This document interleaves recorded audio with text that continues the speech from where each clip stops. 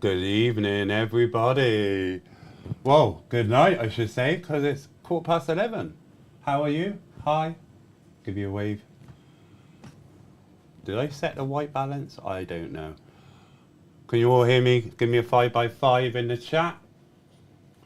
First result is in. Ash, can you post the first result? We've got the election on. I haven't put the volume on yet. We'll get the volume. How is everyone? Hello Ash, hello Chris, BCTV, how are you my love? Chris Rawlins, I already said your name. The two Chris's, no one Chris. I love my new jacket. Well, give me a 5x5, can you hear me? Obviously you can, it must be good because I've got good sound levels on here anyway, so it's all good, all good, all good.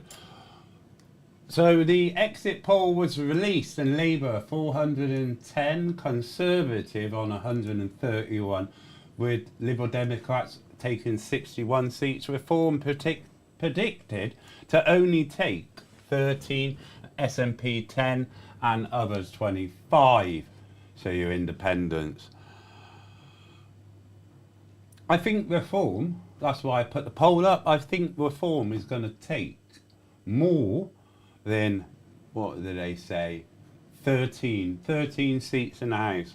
Well, that's a big gain for them, 13, but I think they'll take a few more than that. Hello Lancashire, how you doing, Liberty?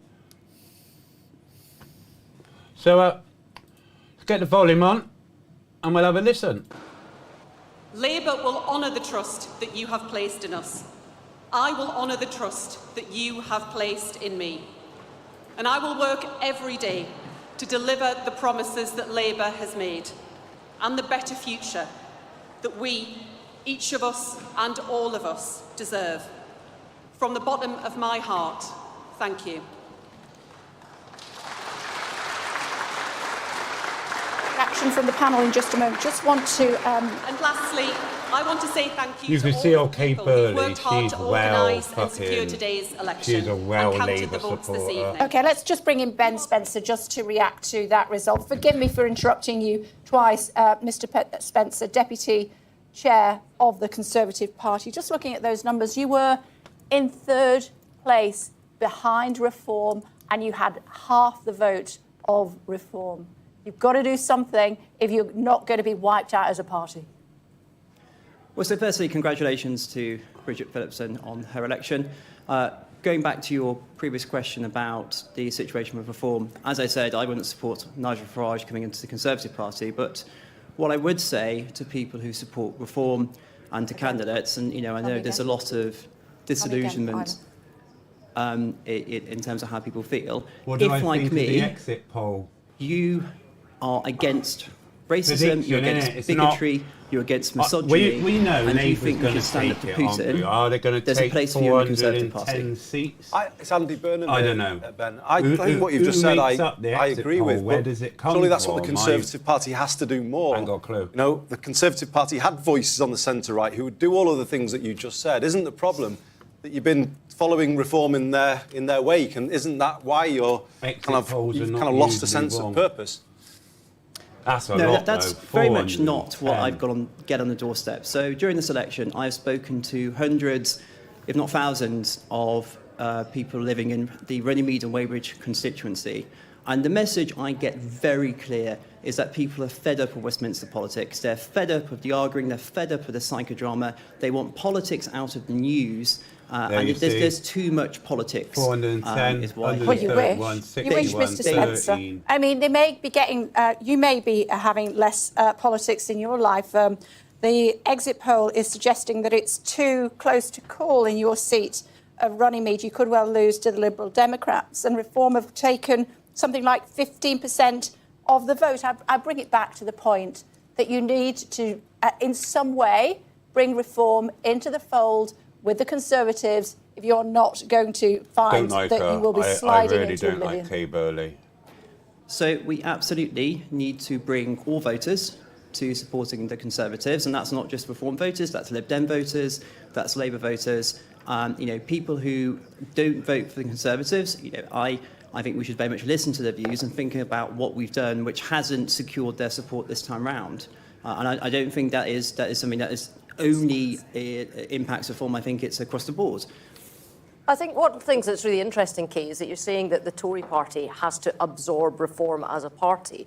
I actually don't think that's true, and you would never have said when Labour lost some seats and the Lib Dems were going up that the Labour Party had to absorb the Liberal Democrat Party. So I think what we'll see tonight is, yes, Reform will have taken a huge chunk of voters, previous Conservative voters, away. We will also have lost voters to Labour.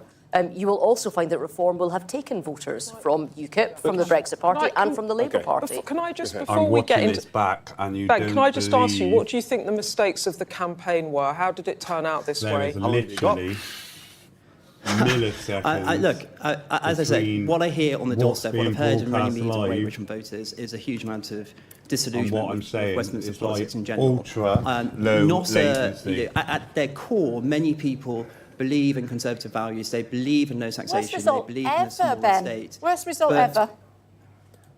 But what they say to me is they think that politics isn't working and they're fed up. They're fed up in the past few years. They're fed up with the challenges.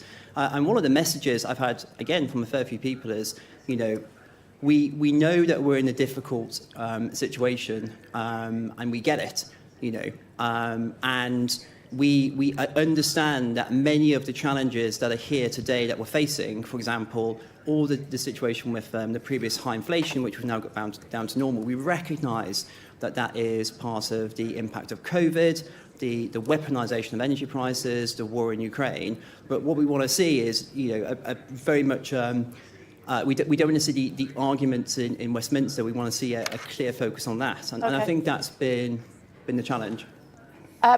Bear with me, because Trevor does want to come in, but we've just crunched the numbers in Horton and Sunderland. 13-point swing from Conservative to Labour. Conservative vote down 19 points. Labour up 6.7. Reform up 13.4. Trevor?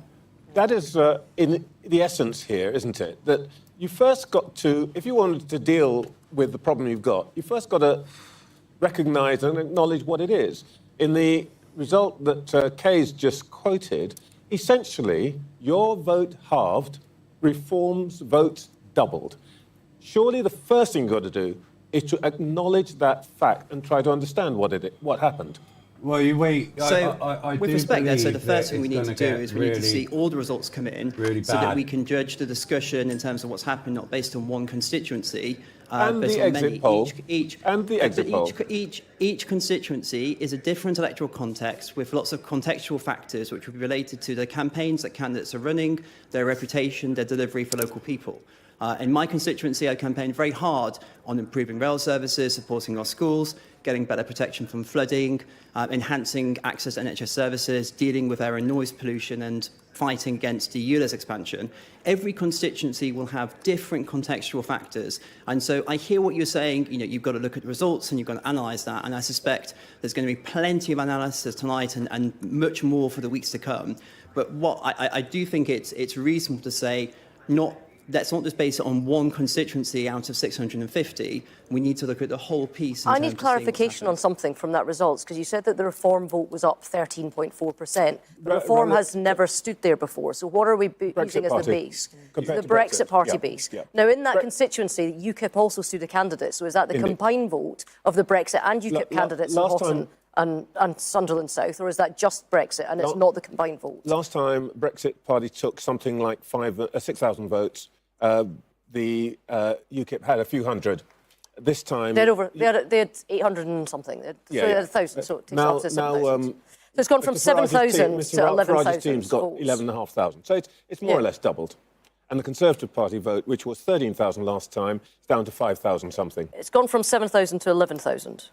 So it's a rise, but it's not, it's well, yeah. I've got an answer for Myla, asked a All right, okay. That means election expert. She says Reform is benchmarked to Brexit Party.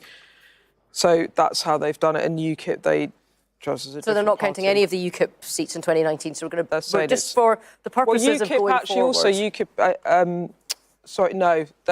So they're just using a straight transfer from what the Brexit Party had in 2019 compared to what the thing is, Ruth, we can get technical about it, but the basic point that I was trying to make is that if the Conservative Party wants to deal with what's in front of it, it's got to recognise and acknowledge and say, this is what has happened. If we say no, Mr. Spencer is still there. We'll just one more word from you, sir, and then we will let you go. I know it's a long night ahead, and good on you for coming forward to talk to us, because we were struggling to find somebody from the Conservative Party to come and give us the first analysis of the results. On the chat. Is it as bad as you thought it was going to be? I'm not looking, I'm just watching. Look, clearly it's disappointing results. I look forward to seeing tomorrow BBC's what the normally final good figures on are the going to be, election night, innit, and respect the verdict of the British public in terms of how who they want as their MPs. Jon Snow, is it? But like I said, I think we need to see Snow, once we get more constituencies through to get a better sense in terms of what's going to happen. But obviously, as things stand, it's a very very disappointing result, and it's going to put Kier Starmer and Angela Rayner into power, and all the consequences that's going to have. OK, thank you very much indeed for joining us. Thank you. OK, can I say, you can in just a second. I just want to tell people that we're waiting to hear from Blyth and Ashington. They are going to declare in just a moment or two. We're being told that the candidates are gathering there. As far as Blyth is concerned, it was third to declare last time. This is Nigel Farage in Clacton. We'll be talking to him. We have been told that we will have a slot to chat to him a little bit later on. Boundary changes in Blyth have split it into two, so it's now Blyth and Ashington. The Labour candidate is Ian Lavery, who was MP for the now abolished Wansbeck 2024 constituency. He was the Labour Party chair under Corbyn and is a former president of the NUM. That's Blyth that we're looking at. Let's have a look at Clacton. There we go. Nigel Farage arriving in Clacton. If the exit poll is to be believed, he is likely to gain the seat for the 8th time of asking of being an MP. Let's bring in Gurpreet. Should we? He is an MP and he wants to get into there. Yeah, and the counting, it's underway behind me here at the Clacton Leisure Centre, where Nigel Farage will be arriving in the next couple of hours. He's currently enjoying himself in the local Greek taverna, as you can see in those shots. He will no doubt be buoyed by this exit poll, which suggests he will win here. And if that does happen, it will be no small feat. It will involve overturning a Conservative majority of close to 25,000. But there has been a huge amount of enthusiasm for him here. I've been following him on his rallies in Clacton, very much the heart of the Reform UK campaign. It was, of course, the first and one of the only parts of the UK to elect a UKIP MP back in 2014 after Douglas Carswell defected from the Reform Conservatives. on those papers there. I'm in it. They're like reform. It will be a huge moment for him. He has tried 7 times to become an MP. 7 times he has failed, despite the outsized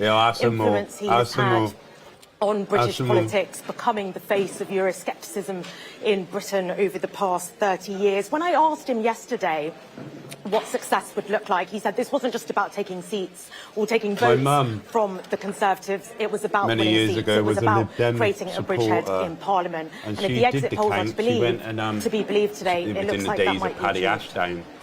OK, for now, thank you. Of course, he's not an MP yet, but the exit poll is suggesting that it would appear that Nigel Farage, as I was saying, 8th time of asking, could well be an MP as a result of the He's walking into number 2024 10. general He's looking election. after the Also cat. keeping an eye on Blyth, as I was saying, explaining to you who some of the It's candidates predicted are. Labour They is had going hoped to be first. Conservatives is going to lose to that, two-thirds but they're of still its counting seats Ian in the Lavery, House. former Labour Party It's chair under gonna be Corbyn, the and for a most while under landslide Kier in, Starmer like, as well, 100 hoping to take years. that seat, keeping an eye on it for you. Have you got any charts for me? Got a chart. Excellent. Give us some chat. Shout at me Yeah, if let's have a look Blyth at comes some up, chat. okay, and I'll get on. No doubt. I know my place. But for the time being, Houghton and Sunderland South, I said that we would check what the exit poll was saying and whether these numbers as they come in are in line with it. So that gives you a sense of, is that big number we've just been talking about likely to be the eventual result? Is it going to be close? Well, this is interesting. Exit poll here, okay, 46% Labour, result 47%. So I would say as polling goes, Look at Reform, that's pretty though. close. That's pretty close. OK, Reform, the exit poll said 34. In the end, 29.1%. So close, but a little bit weaker. Interestingly, the Conservatives, the exit poll said we're going to get 6% and actually ended up with 13.8%. So the No one's Conservatives doing a talking bit about better how much in Reform's Houghton and going to Sunderland take, South than are the they? exit Look poll at it. suggested. But He's the really big just picture, scooting over the exit fact poll, that Nigel 46% came out. result and fucking is like that. So the campaigned result, for 3 the exit weeks. poll does look like it Fucking is kind of took in it. line with where we are in terms of that very first result. But we're going to do this and we're going to give you a sense of whether that number is borne out by the actual results, which is kind of what we want to know about, isn't it? But so far... Stay on that graphic because Ruth's not happy. Well, first of all, I want to call you Mr. Swanky because you've got all the swanky kit that's there. You've got the swanky graphics, you have the swanky helicopter. It's absolutely amazing. It's a but team job. what's really interesting about this is that it's understating, the exit poll seems to be understating the Conservative vote and overstating the Reform vote in here. Now, whether that's played out across the not country... much, but yeah, the Tories, yeah, 6% Yeah, I mean, versus... No, in Scotland, we have something called obviously a lot shy of it Tory syndrome, whereas in our darkest to days, a lot of people who split the voted vote. for us wouldn't say You know that what they I mean? voted for us. Well, and in that thought Blyth pre-polls, is they wouldn't declaring. do it. Blyth is Because declaring. basically, Reform came in, it was just like the other, innit? You know, all those votes there would have went to the other, and people split between Conservative and Labour. Few's come across. OK, just moving on to the stage, as you can see, as I was explaining to you, Ian Lavery would Labour's hope gonna to be take the Blyth. MP for this constituency. I'll be He was the surprised. former Here we Labour go. Party chair Returns under coming Jeremy back. Corbyn. And for a while, Just as about I said, declare. under Kier Starmer, Sir Kier Starmer as well, who we are yet to hear from, but I'm sure we will very shortly indeed. Oh, nice hat, madam. Love it. And here we go. Returning officer for the Blyth and Ashington parliamentary constituency, hereby give notice that the total number of votes given to each candidate was as follows. Ian Lavery, Labour Party, 20,030. Yeah, no. Maureen Levy, the Conservative Party candidate, 6,121. Let's keep an eye on the Reform. Steve Leyland, the Green Party, 1,960. Mark Peart, Reform UK, 10,857. Like it's an easy win for Labour. Just Stephen let's finish it off with Anthony the Lib Dems. Salidas, Liberal Democrats, 1,433. Easy win there for you. Yeah, I'm really pleased for Ian. There you go, look. Really I've never good. seen it. The first return. Yeah, the very it's first a very return strong result that for, of the for him. night. And Reform I'm coming sure second with he will actually be delighted. And actually, that bodes well for us in the votes. northeast. What's the percentage of the turnout? So really, 53% really pleased to see that. turnout. Obviously, Reform It's a coming majority second of 9,173. but then we just had what Ruth was saying before. That's down, that the exit poll down may on be 3.4%. overstating Reform and understating on previous the Tories. elections. So we need to see that So result now. that's a bit poor. I would have thought more. But what's interesting would have here is turned this out, is but very over half the clearly populace within Reform being in Blyth and second Ashington place, and this could be a story turned out, of the you night. know. This could actually be a big story coming Which into is the good. next election in 5 years' Nobody time. wasted their of vote. if it's no longer Well, we don't know two-party races. if they wasted but their it's vote or voting not. reform. Well, needed. potentially, if you're going to bang that drum, then you crack on. I'm not entirely sure that it will, Can I but just I think that cross-reference could be the exit interesting. poll for you, Ruth, if Of course. I may? And then 27% is what the exit poll was predicting for Reform, and it's bang on. Oh, okay. Oh, wow. Right, okay. But the Tories were predicted to get 10%, and they've got 15%. 50% more. So the shy Tory syndrome may be a feature of this evening, but it's about whether that matters in seats where they're never going to win. It is a bit more irrelevant. Where it matters is in seats where it is in the balance. So if you look at kind of vote efficiency, is this shy syndrome, if that's what we're going to call it, and I'm going to start that for tonight, and we'll see if it kicks off. I can take phone If that calls. happens in the seats where there maybe is only 3 or 4% in it, could we then see that Tory number creep up a bit? Yeah, I think we've actually, the Brilliant Island and her team are going to be keeping track of reform second places, because that is, of course, Nigel Farage's strategy. He more or less said it to us when, I think he said it to Beth, he said it to me, that actually he wants to get a platform for 2029. If they can get it for second places, that's what they're about. And I'm looking at the share here, which is, they've got 26.9%. Brexit Party in 2019, share was 8%. We all know Starmer's going to be... There's a broader story as well, just to broaden it out a little bit. Going to be PM, go back to 2019. The big theme of that election was the Conservative Party. We all remember the last Labour party of the government. north of England. You know, they were the Jesus, force what now, they did. You know, levelling up and, you know, all of the promises that were made. What we've got here are 2 results where they've come a poor third from having done well in seats across the north. And, you know, this, I would say, this is a devastating result for them from that position. And I think what the results are reflecting, just quickly if I can make this point, is the con that they don't like that fucking in saying that they would level up and then not doing it. They didn't come back to you. But then also just how people feel. I'm sorry, Andy. I think that's nonsense. The vote in 2019 was about Brexit. With respect to you, you don't understand how people feel up there. You cannot. Your party can't come up to our place and say, "We'll give you a northern powerhouse 10 years ago," and then come to Manchester for their conference and don't even talk to me or anyone else and just rip up HS2. Don't even get going on HS2, trust me. You can't do that to the north of England and not expect a consequence. You cannot say from these results that this isn't about Brexit. Hi, Steve, for the Labour Party. Betrayal of the north of England. Hi, Steve, your reaction when you saw this exit poll at just on 10 o'clock? Oh, thank you so much. OK, let's just try and get that microphone up. Could we please, Steve Reed, can you hear me now? I can hear you. Can you hear me? I can. Yeah, I can hear you. Shadow Environment, Food and Rural Affairs Secretary up until now. What spin are you going to put on Reform's fucking landslide second, please? Well, you know, we've got to wait and see what happens with the real votes. We've had 2 of those. What do you mean with the real votes? It was just an exit. What, these votes don't count? But those 2 votes we've had showed big, solid wins for Labour. So that is starting to authenticate like the direction of travel Bristols that and we your saw Labour strongholds, in that exit poll. So that's very encouraging and very positive. But we've still got a long night ahead of us before we know what the result will be. Yeah, I was asking you your reaction. Did you punch the air like Andy did when you saw the exit poll result?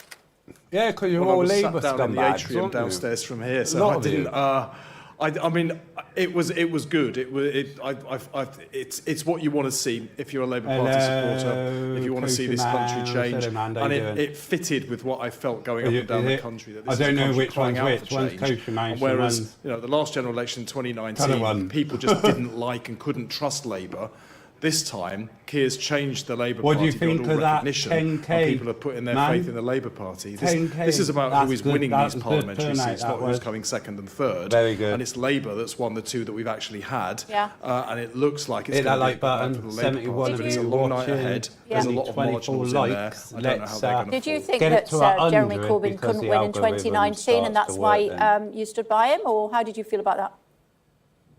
Well, I didn't think Jeremy Corbyn was going to win in 2019. I knew the Labour Party needed to be changed from top to bottom. I also knew that Kier Starmer was the man to do that, which is why I backed him from the very first. But he's done it. To have gone from our worst result in 85 years to what you are projecting tonight, and even if that's not absolutely right, what a turnaround. Who would have thought you could make a change like that in less than 5 years? I didn't. I doubt anyone else on the panel thought that Kier Starmer could do this, and yet it looks like he may well have done that. This is a changed Labour Party, and people who are sick and tired of the broken promises of these Conservatives over 14 years are putting their faith in Labour from the 2 actual results that we've had so far tonight. Nothing. Steve Reed, it's Beth Rigby here. Just in terms of the projected result, it looks like will be picking up hundreds, dozens of seats, but that support could be wide but shallow, in that you are benefiting as much from the implosion and rejection of the Tories as you are from any success of Labour. Are you concerned about how you govern a country where you have a mandate that could be on a lower vote share than in previous big landslides, but also on quite a timid manifesto? Do you recognise that you're going to have to work really hard? That will... Well, I don't really see how you can project a Labour landslide and then try and make out that might be bad for the Labour Party. I'm trying to make the point that you might have dozens of seats that are very marginal that you've taken with low vote shares, and I think your leadership recognises that could be an issue for you. I think the point is that I wouldn't have thought we would have been in a position to form a government when we lost the last one with our worst result for 85 years. The turnaround has been amazing, and it has happened because of how Kier has changed the Labour Party from top to bottom. Instead of fighting ourselves internally, something the Tories are still doing, we turned out to put the country first, and the country is backing us because of that. Now, there are a lot of marginal seats out there, but in many cases, some of them will be seats that have never voted anything other than Conservative. I've been door knocking in some of those seats. It's a big thing for people to shift from the party they voted for their entire lives to a different party. So I'm not surprised there are marginals. But if Labour is winning those seats, that is because enough people in those seats want to see Kier Starmer lead a Labour Party, a changed Labour Party, so he can go out and change the country. And Keir's been very clear about how he will do that. No over-promising. The first steps that he outlined are simply the first steps in a journey that could take 10 years to undo the damage of 14 years of catastrophic failure from the Conservative Party. So I think he's quite right to outline think of what Labour did prior to that. Well, I just wanted to say, Steve, obviously I've been in your position in a shadow cabinet. I know how hard it is. But what I've observed is a really disciplined Labour campaign, probably the most I can remember. You've got to go back to the campaign of the 90s. So just, it's not a question really. I just wanted to say, proud of you all. Well done. And I also think, all of this, I don't know whether you agree with me, this sort of scaremongering about a supermajority in recent days. It's embarrassing, really, that you've got ministers conceding and scaremongering about the size of their defeat. Would you agree with me now that we have got an opportunity here to make change real, because there's not going to be things stuck in Parliament and the psychodrama that the Tories have put us through in the last few years? Isn't this result a real mandate for change, and presumably you're ready to get cracking? It is a mandate for change. You're dead right there, Andy. And I mean, the Tories were talking about anything other than their record, because their record is indefensible.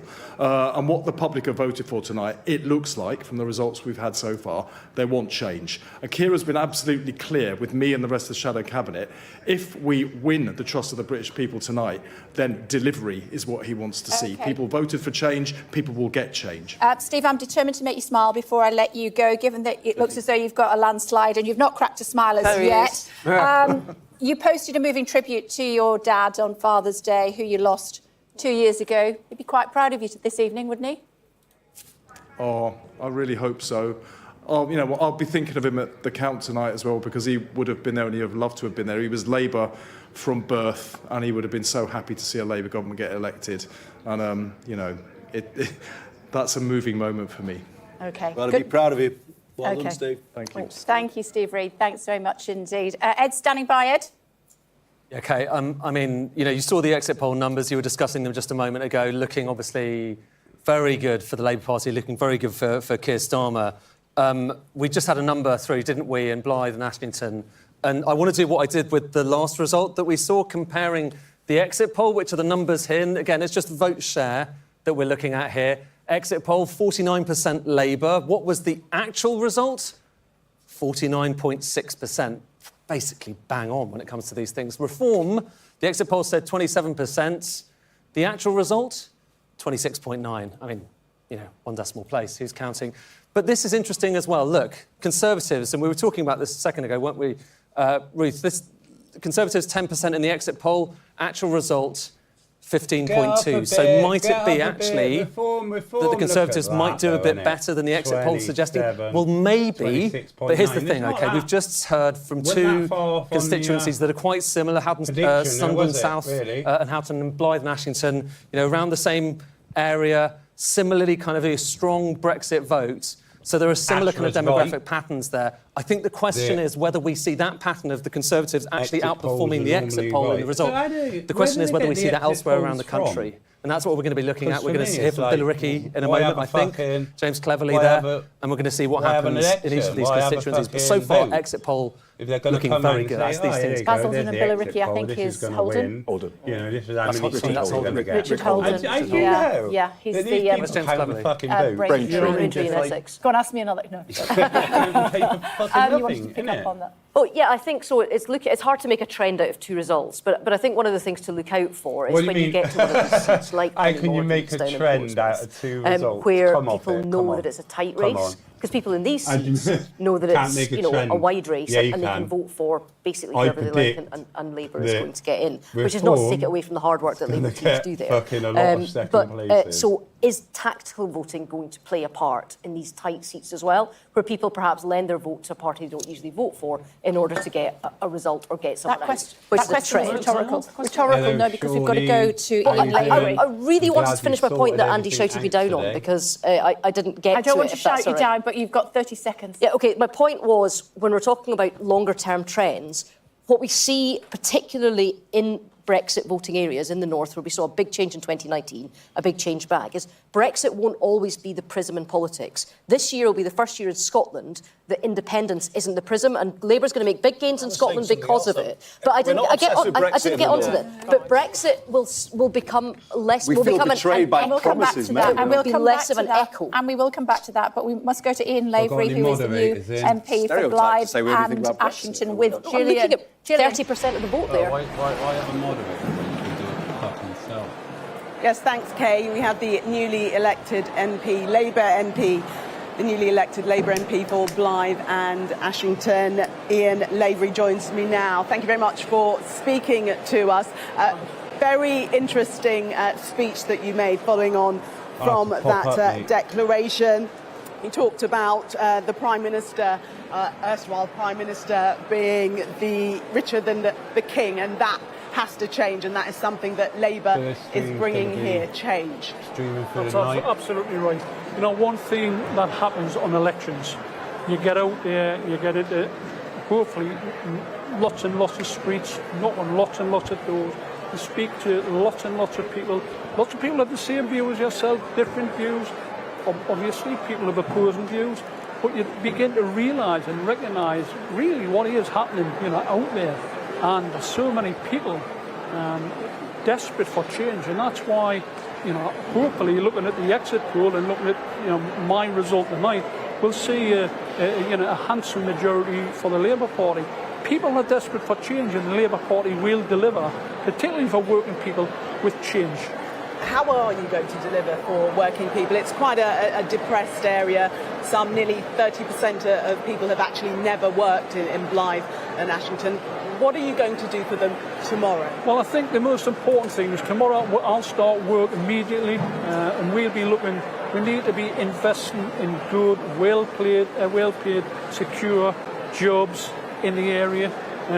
That's basics to ensure that people get that opportunity. There's too many people have worked, been better on employment, and haven't been able to gain employment for quite some time. There's young people not getting equal opportunities when they're leaving school.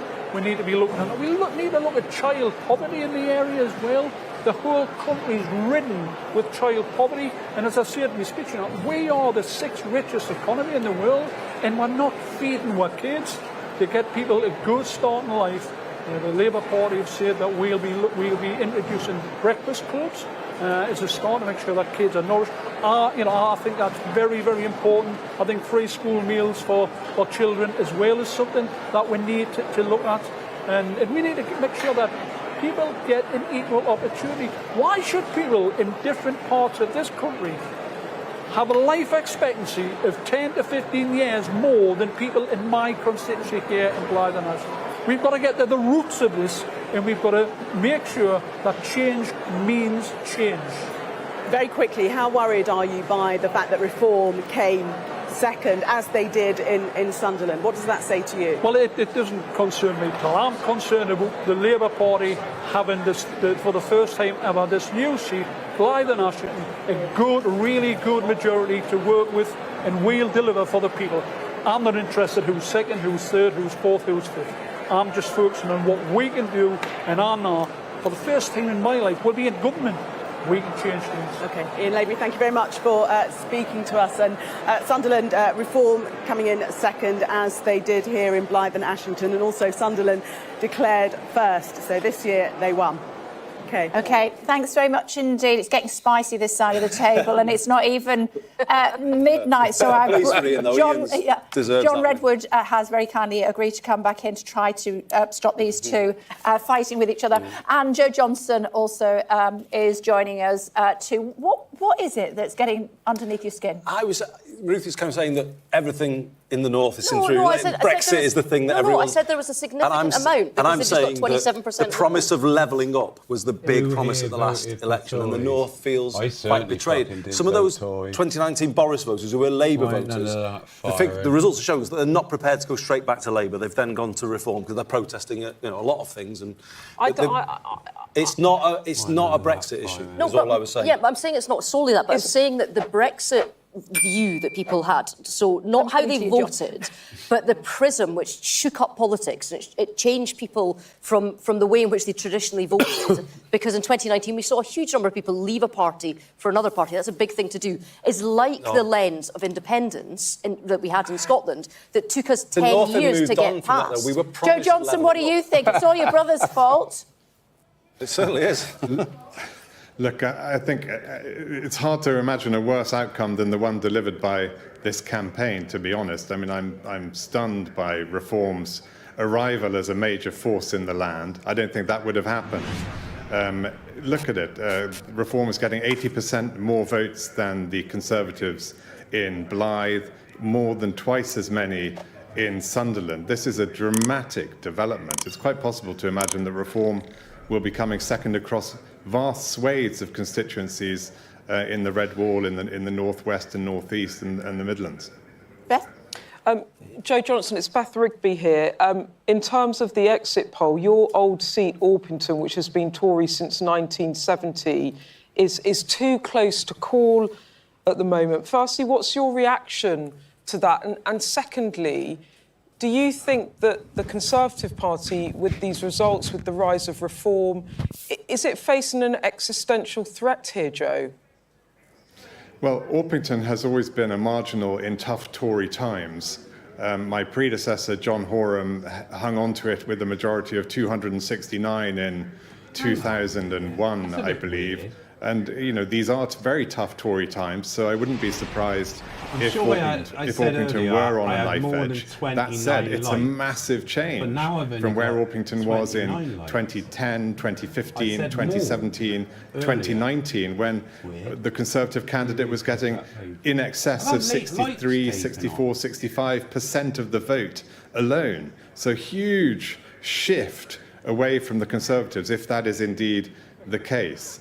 As for the future of the Conservative Party, these elections do raise really important issues as to whether it's a sensible thing for the Conservatives to try and be Reform light and expect that to be a winning political strategy. It doesn't look to be on the evidence of what we're seeing today. Yeah, it does look as though Orpington, according to the exit poll, if it was to follow those lines, it would stay Conservative. Only just Hornchurch as well and Ruislip, the only three seats to stay Conservative in London, huge swathes of the capital, where the Conservative Party will have no influence anymore. Yes, I mean, look, the Conservatives are in danger of being drummed out of the capital of this country.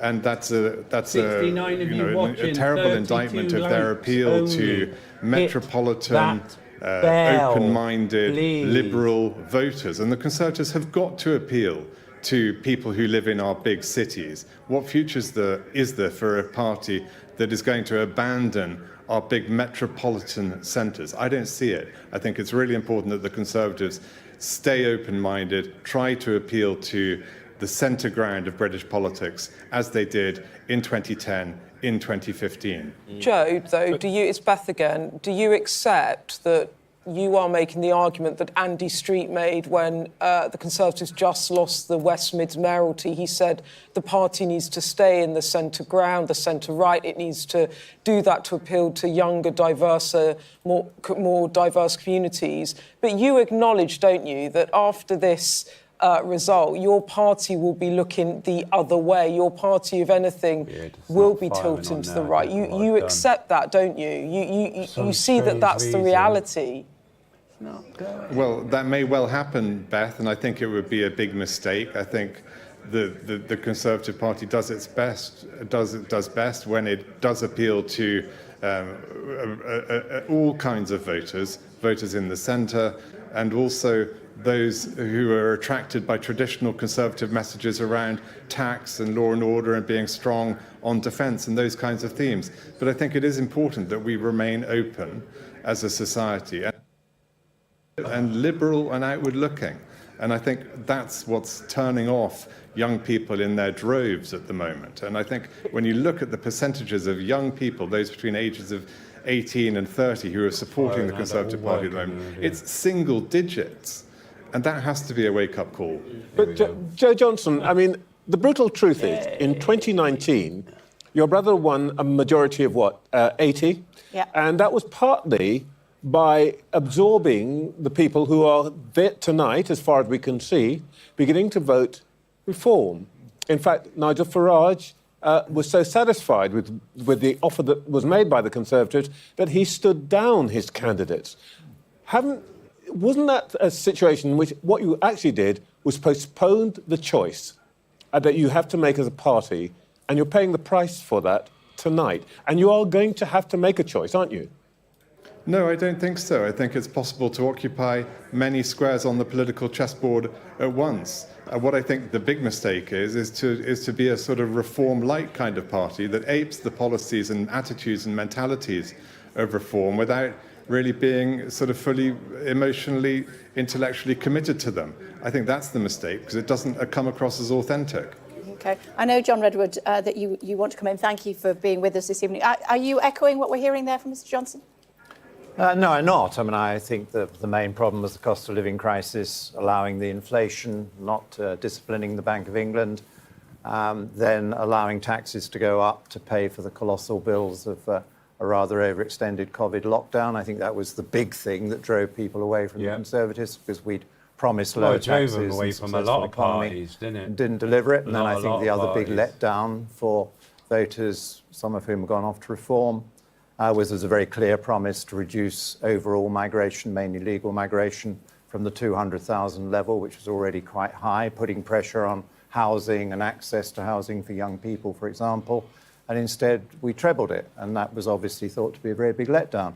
And I think the new Labour government has got to understand that if they want to solve the problem of the long waiting lists in health, and they want to solve the problem of access to housing, rented and for purchase by young people, you cannot accommodate 600,000 or 700,000 extra people every year, much as you might like to. John, just going back to that, when you look at the legal migration figures from the last 2 years of freedom of movement before the UK left the European Union, and then you look at the last 2 years of the Conservative government, they are massively bigger. Yeah, that's what I said. I mean, but the reason I read it is you were a massive backer of Brexit. Yeah. Do you think that part of this election result is that the public are saying to the Conservatives, you promised us things on Brexit and then you betrayed us, and that Brexit hasn't been a successful project, and now you are being punished for it? Well, of course, that's part of it. As we just said, a lot of Brexit voters wanted control of borders. They weren't ideological about it, but they felt in the pressure of their communities that too many people were coming in, and there were these problems over public service access and housing access and price of housing and all the rest of it. And they were also worried about downward pressure on jobs, because a lot of the people invited in were to take jobs on very low levels of wage, and I and others have always wanted a higher wage, higher productivity, local labour economy. And that was very attractive to Brexit voters, and then they felt that hadn't been reflected in government policy. So, of course, that was part of the diversion. Quite a lot of people in the Labour movement understood that. They They didn't want there lots is of a cheap difference labour being between brought in under English permit. and British, isn't we there? need to do And better at those come back. 9 million people who are of working age, many of whom, with the right support, right training, right incentives, might be able to get a job. But, John, isn't the point, though, that the nature of migration to this country has changed because of Brexit? When we were in the EU, people in their 20s would perhaps come from Poland or Romania and spend a little bit of time, then go back. But now, people are coming from much further afield. They need to bring dependents with them. And haven't you just not been honest with people about the whole migration challenge? You know, you've kind of played politics I've been very with honest it, really. about it. The I've reality always of it, said, why don't we have you've got to go by tougher the comment criteria so we don't have so many illegal migrants? And the government then adopted that in January, but it was a bit late by did then. say he didn't want to the problem be being, a though, that there were huge vacancies wartime in Prime the Minister. economy, and you've just Yeah, but got you in have a- to was work a very away at those strange with the this whole potential issue. work. Comment Yes, for but you're not me, listening to me. If you put the in wages my up eyes. and help the companies with productivity, you would solve that internally. You know, 9 million people of working age who are not seeking work or have not got a job is a very large number of people. Now, some of them are really badly ill and they should just be looked after by the state, of course, and some of them have caring responsibilities which cannot be easily you're avoiding dealt my with. question. But Hasn't the they're not nature of all like migration that. changed in that people are coming from further afield, they're bringing dependents, and that's not something you're talking about. You, Brexiteers,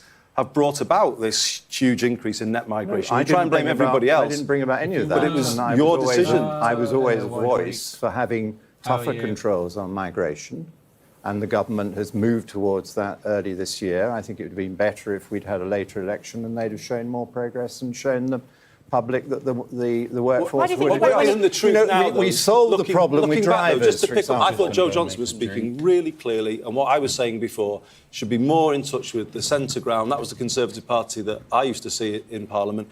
I think, isn't the reality, the big mistake, you were talking about mistake, Joe, before, I look back at it and think, all of your failure to back Theresa May and her deal, that was your big mistake.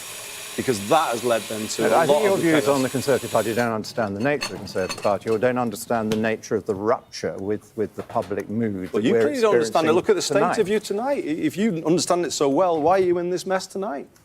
Well, because they made a series of mistakes, which some of us were chronicling at the time, and it was very sad Liz to Truss, watch. I've not heard you mention her mistakes. You seem to back her agenda. She made some massive mistakes. I did but she not was back your her low budget. regulation, low tax. She did not accept the advice on the budget I suggested, which had a far smaller deficit than the one she actually ran with. John, can I ask you a question? Include Joe as well, please. How do you... Oh, sorry, Joe. Sorry. How do you see parallels between what's happened to the Conservative Party in this election, between what happened to the Conservative Party in 1997 and the divisions within the party in the major years? And Well, the way I see one obvious bigger parallel in that, which is that was an economic problem as well, just as this was mainly, I think, cost of living, failure of levelling up, people's big squeeze, Yeah, cost of living. COVID, Ukraine war, inflation, All however the you want to fucking- explain it. The major collapse was because he wrongly put us into the European exchange rate mechanism, something I urged him not to do, and he ignored the advice. And the ERM was deeply damaging and created a recession. And that once we'd had the recession, we were finished. It was also about huge divisions in the party Well, over that Europe. became the story which Labour put out later. But actually, if you Well, look at the well, I mean, polling, Major the had a polling confidence cracked. vote over it. No, the polling cracked when it was obvious that the economic policy was a disaster. OK. And Joe it Johnson, never do you want to come in recovered. on that? Joe, do you think that Conservatives are being punished now for Brexit? Yeah, look, I mean, Brexit was the flagship policy of the Conservative Party, and it has to own the fact that it's been executed in a completely shambolic way, with no clear plan, no strategy for how to make a success of it. And by and large, the British public, when asked whether Brexit was a good idea, Sunderland thinks it Central, was a please. Sunderland Central. OK, here we go. For Sunderland, I, Patrick Melia, Acting Returning Officer, hereby give notice that the total number of votes for each candidate for the Sunderland Central constituency is as follows. Lewis Malcolm Atkinson, 16,852.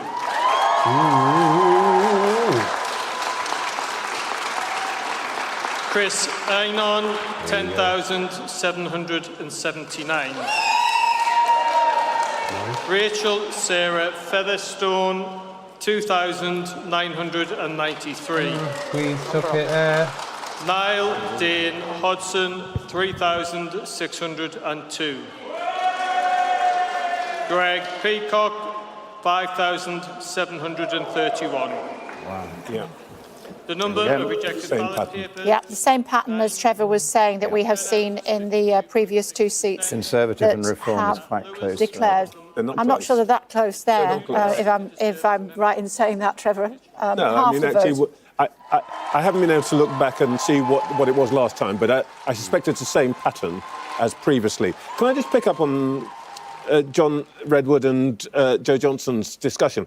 I mean, John Redwood, you've just been saying, I counted the number of times you said, I said this, and Let's look at those figures on the screen as we're chatting. Look at that. Oh, yeah, here we go, yeah. 21% down is the Conservative vote.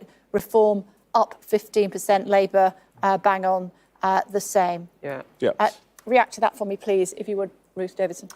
Yeah, I mean, that's what we've seen in the last two seats. 3 makes a trend. That is a trend there. And I think this is something that we've spoken about on the programme, which is while the exit poll shows that Reform's going to get 13 seats, and that was more than anybody was predicting coming into this, if we see that they're in second place, in a clear second place, and swathes more seats across the country, that's going to be a pretty big challenge to the Prime Minister for calling an election, I guess, at this time of the year when Nigel Farage was able to come back. It would be an October-November election. He'd be over in the United States, probably, we would expect. It's also, I think, what a number of your Conservative commentators have been saying today, which is this is an election for a government that's been in power for a long time, where they are being punished. But really, the Tories are being punished across the country here, with votes going everywhere. OK, must thank John Redwood, also thank Joe Johnson. Gentlemen,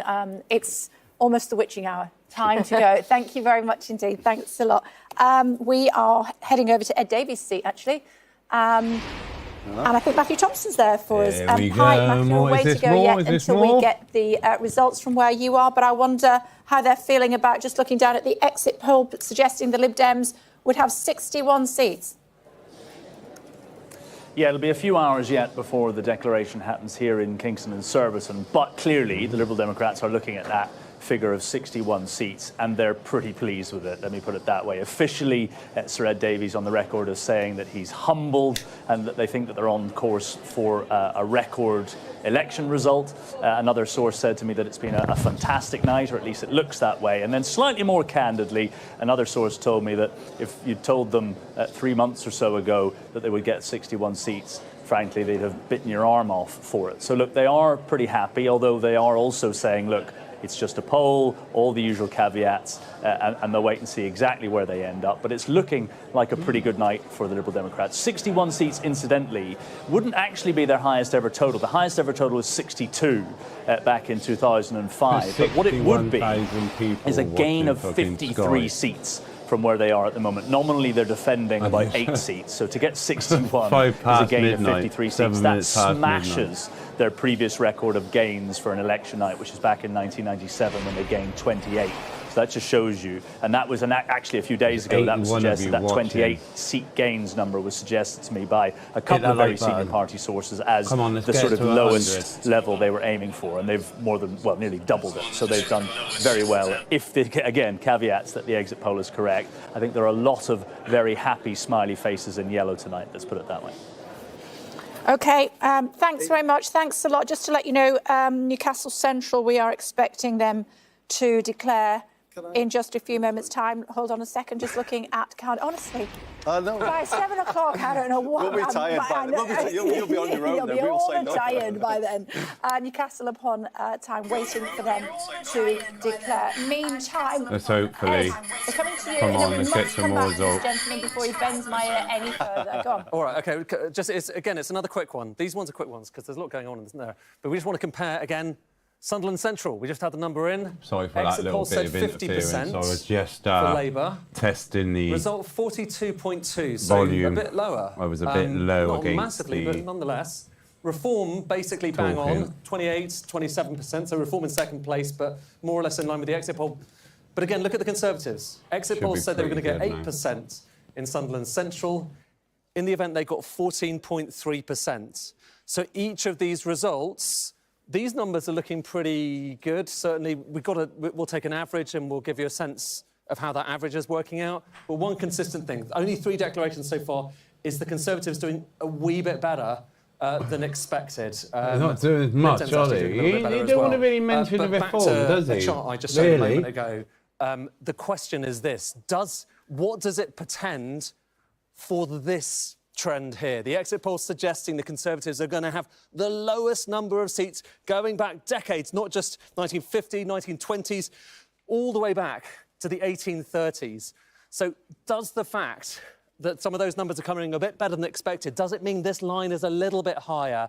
And how much of a solace is that for the Conservative Party? We'll have to see, because so far, those results that we've seen, that one that I showed you a moment ago from Sunderland Central, this is only, well, look at the map here. We've only had 3 results from 3 areas that are geographically quite similar, but also have similar kind of demographic features. So areas in the northeast that voted very much for Brexit, areas in the northeast that have relatively high deprivation levels, areas that were traditionally seen as part of the Red Wall. What's happening to them now? We know that the numbers are more or less in line with the exit poll, but the question is whether that is also kind of reflected across the rest of the UK. So that is the question we're going to be asking. I'm just going to put this chart back here, because I know you've got a new guest, and I don't know if your guest might want to talk about this chart. Well, I don't know. We'll see. Your guest likes charts, Steve Baker. Steve Baker, of course. What do you make of this one, can I ask? Well, I mean, it's devastating, isn't it? It's devastating, and an extremely difficult night for Conservative Party, for Conservative MPs, staffers who are going to lose their jobs. And for those of us who believe that Conservative government's best, we think this is a very difficult time for the country, but obviously Labour are entitled to another view. Is that an existential crisis for the Conservative Party? Mm-hmm. No. Lowest seats, since the Corn Laws, potentially? No, I don't think so. I think it's worth bearing in mind that it wasn't so long ago that Labour MPs were splitting out of the Labour Party and trying to form their own grouping through the independent group. And people like Kier Starmer stayed within the Labour Party and decided to save it, and indeed they did save it. So I think we live in tumultuous times thanks to social media and so on. Yeah, and, it's not the end. Labour, even in 2019, worst performance since 1935, they picked up 202 seats. On these figures, you are nearly losing 2/3 of your seats. I mean, it is... How can that not be an existential threat to the party? Well, it is clearly a devastating result for us tonight. There's absolutely no doubt about it whatsoever. But if you're saying existential in the sense of not coming back from it, no, I would reject that. OK. What do you put it down to? I think that it's a combination of events, human frailty, and overwhelmingly social media and WhatsApp. Social media and WhatsApp has so massively accelerated the public debate that the moment that something kicks off, it's so easy for an agitator that affects every party, though, not just... Oh, well, and good luck, then, because you're the first Labour politician, Andy, as I would expect, with great respect for you, to spot that Labour's going to have this problem. Well, we already do.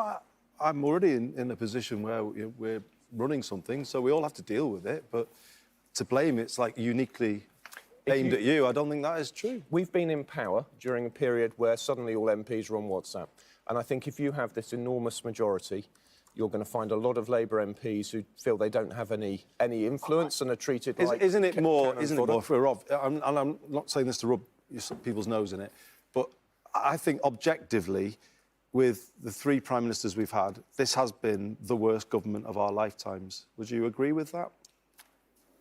I got into politics because I felt that our settlement within the EU was illegitimate because the Labour government put through the Lisbon Treaty, which was the constitution for Europe, precisely to avoid getting a democratic mandate. I got into politics because of the Iraq War and Labour's complicity in extraordinary rendition, which is torture. And because you guys rode an enormous... You guys rode an enormous credit boom which tripled the money supply and led us into the devastating financial crisis. So when you ask me, is it the worst government in history? No.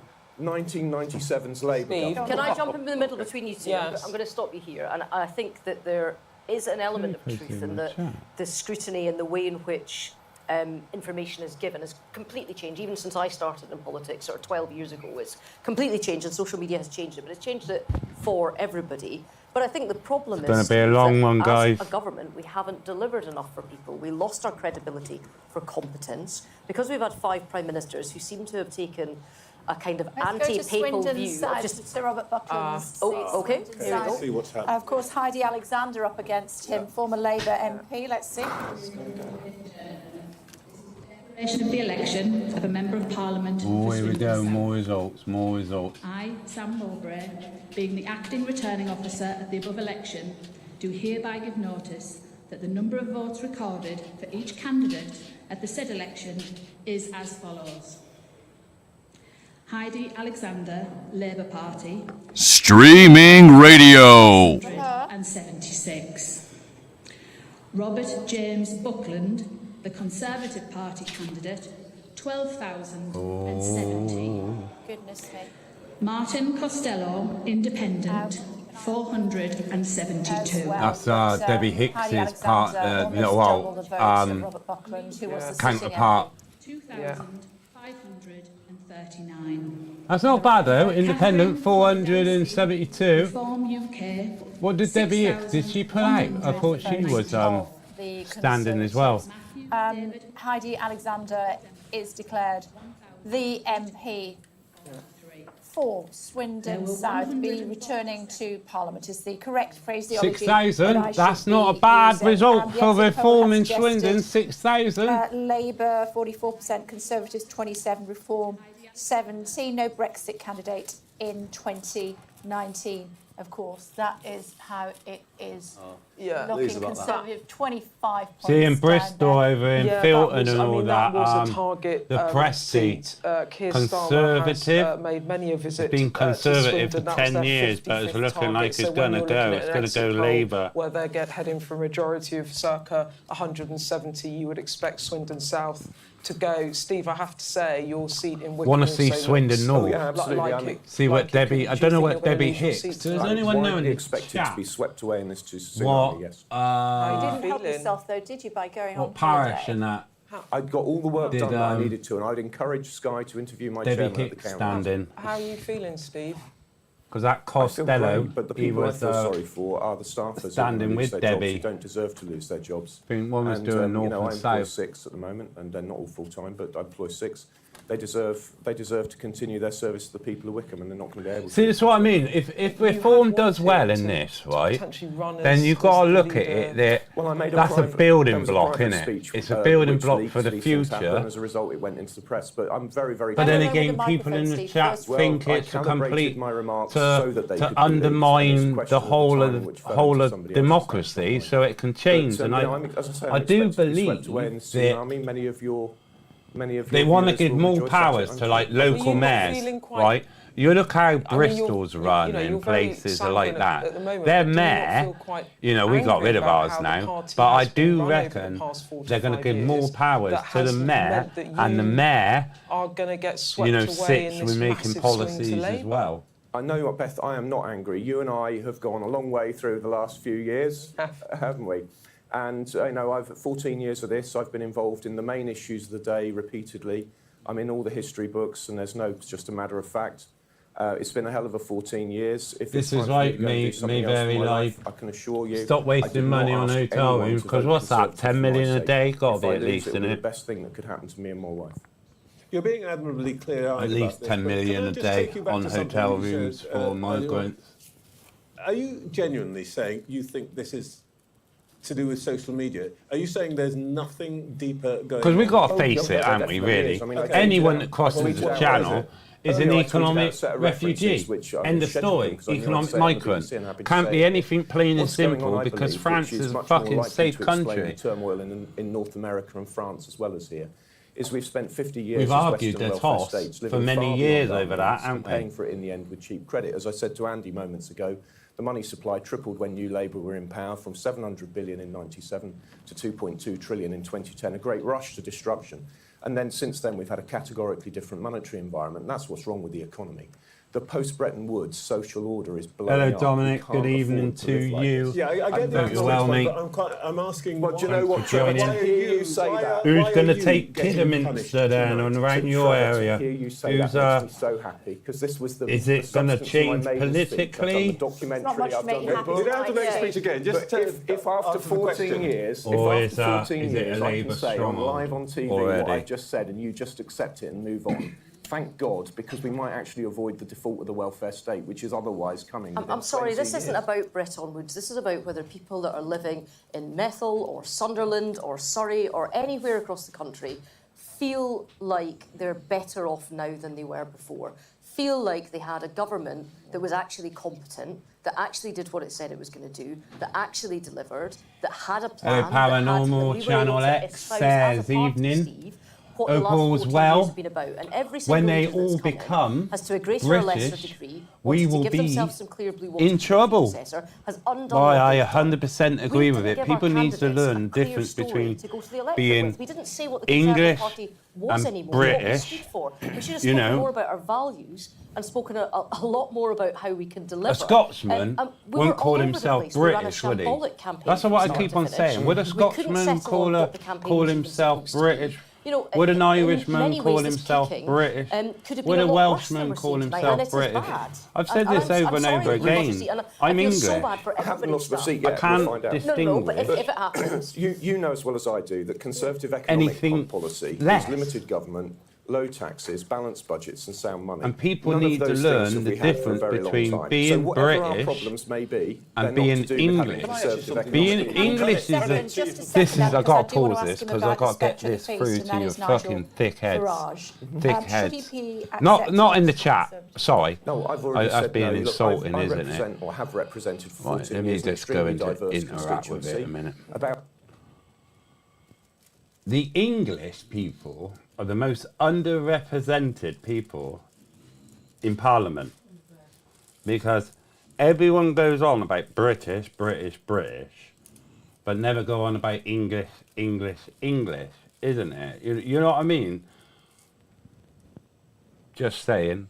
People, it's just not acceptable. Steve, when you look, though, at what's happening with the Reform vote, you can see the trend where the Reform Party is coming in second and the Conservative Party is being pushed into third. Yeah. You know all too well, you've managed your party, you've been an operator, you know all too well that the pressure for the next leadership race will be that there is a need to win back Reform voters, and it will tack to the right and it will point that in that direction, do you not think?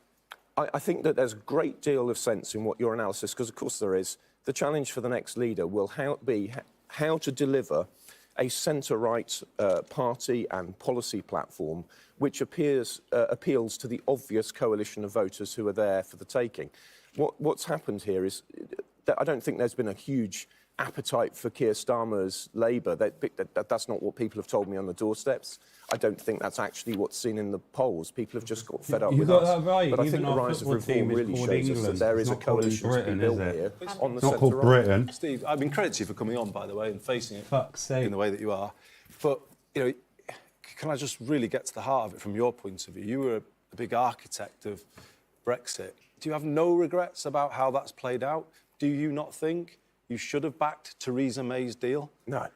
Well, people feel worse off because of partly because of the disastrous Brexit that you've done. Well, I've talked a bit about the monetary stuff and what's the underlying long-term trends, and I'd encourage anybody to look at the links I've tweeted out.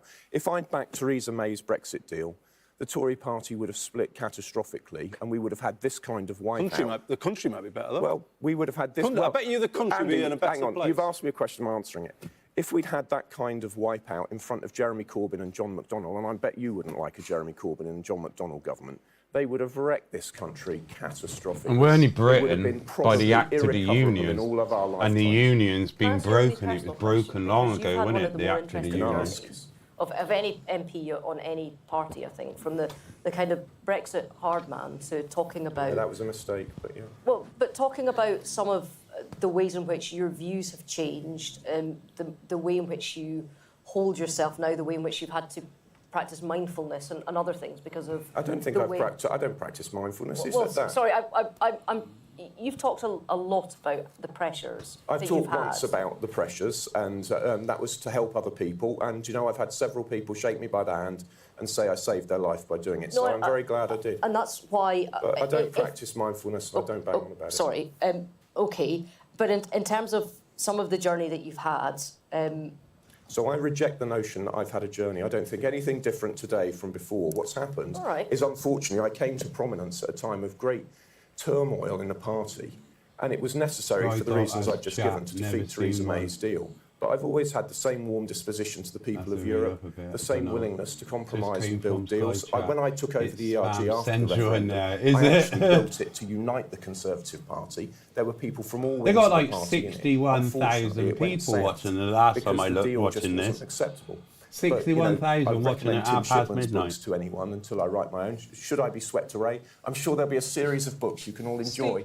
Steve, just about being swept away Let's as well. see the vote. How much, Let's how see the damaging vote. is the Truss At the administration moment, for you? 77% When I look at your of seat, you someone's just pointed actually out that think 38% of households in Wickham, I grew up there, so I Reform know will this area take really more well, seats have a than mortgage. predicted. So Did it if you hurt haven't you, this voted in trust? that Did it- poll did already, you feel the a poll will be step change closing your in 5 minutes. constituency I'll close over the poll at half past. budget, the mini and we'll budget, take the interest rates, final vote. mortgages? Wickham is a place where people who work hard very often struggle to make ends meet, and they might be on £50,000 a year, and as their mortgage goes up, it means they're not taking a holiday once a year anymore with the kids. That's the sort of thing that I will hear. And I'm very. We very didn't have a conscious holiday in last Wickham year. that the median We pay got is one about this year. £35,000 a year, and the median house price is about £350,000. It's Fucking because we live in hell. the London fringe, but. I was asking about Liz Truss and the damage.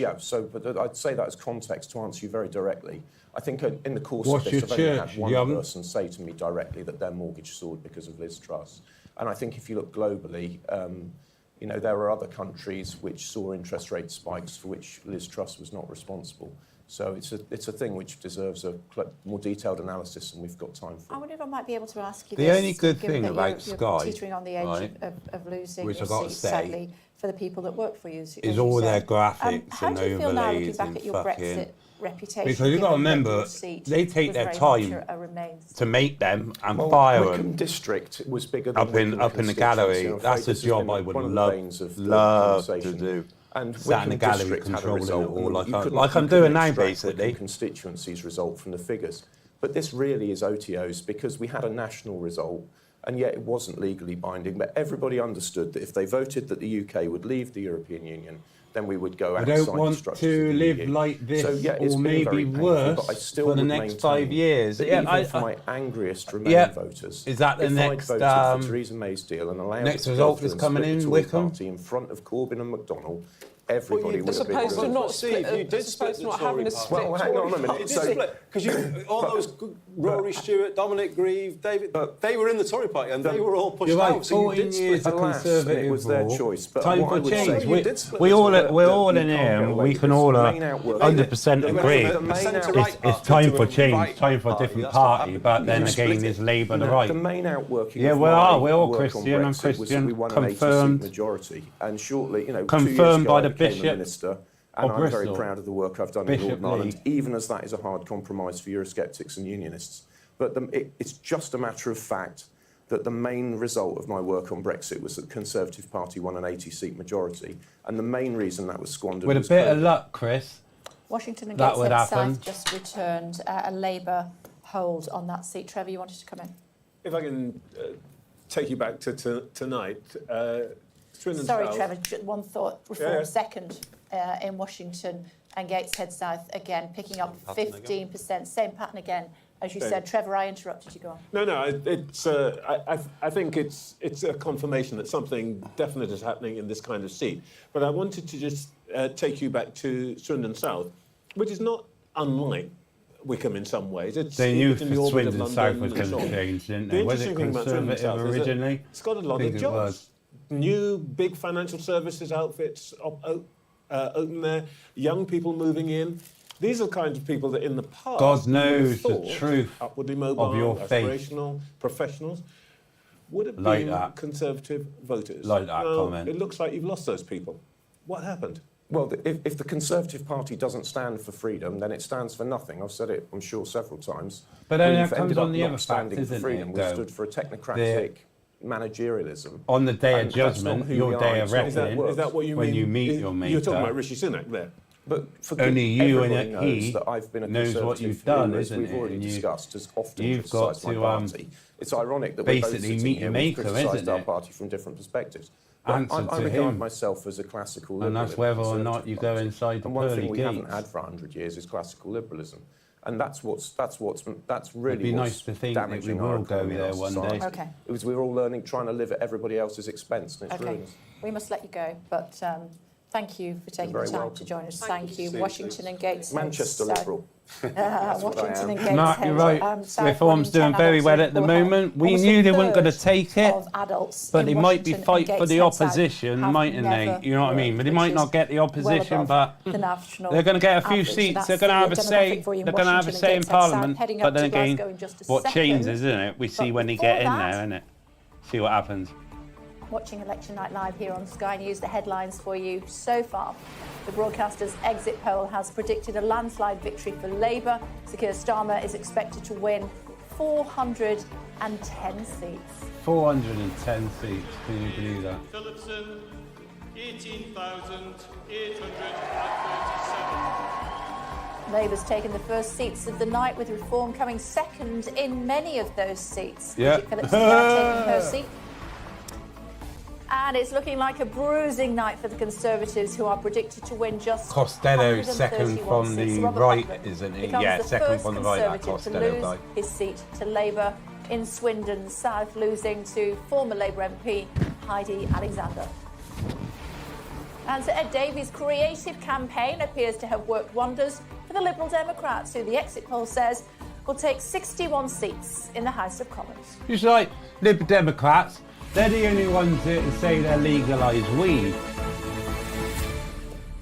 So no one else has really commented on it and they Bad give a night firm for answer. the Nigel won't. Conservatives, equally bad night. some Nigel say, for won't the SNP, confirm it.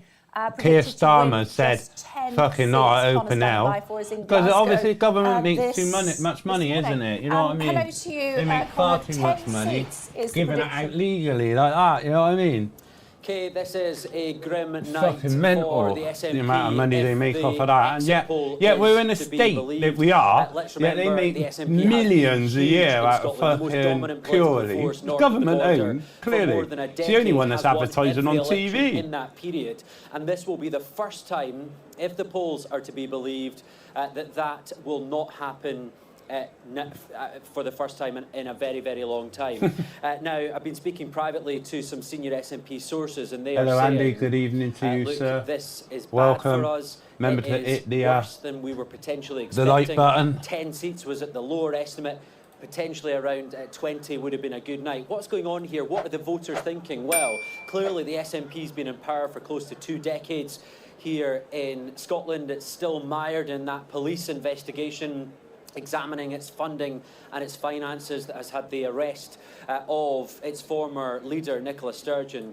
She was released without charge as well. And clearly it is not really pushing the case forward for independence. It's been in a really tricky position, not able to further that cause because both Labour and the Conservatives at Westminster have said no, they will not enter any more negotiations on that. Now, I think what's interesting from the SNP camp tonight is the narrative coming out. They're trying to push this away and say, look, this was the SNP supporters swinging behind other parties, swinging Oswald behind Labour, Mosey. because Didn't they he were turn the to only party who were communism, going to be able to kick fascism? the Tories out of Downing Street. Interesting, because given their manifesto said, page 1, line 1, that independence would be front and centre. So rather than the SNP recognising actually that the independence question is maybe heading for the back burner just now, they are flipping that on its head and saying actually this was an election about getting rid of the Conservatives. How will that hold, and will that be the position of John Swinney going forward? Look, this is a really bad night for the SNP, but here in Glasgow the polls are suggesting it could be a flip from all SNP seats, 6 seats, flipping that on its head with Labour taking control of this city once again. It's a huge night across the UK, but the Scotland story should not be underestimated. This is potentially an abysmal night for the SNP, a once dominant political force. And what does this mean for the question of Scottish independence? Another final thought from me, a senior source from within John Swinney's inner circle has said, look, we may only be getting 10 seats potentially here in Scotland,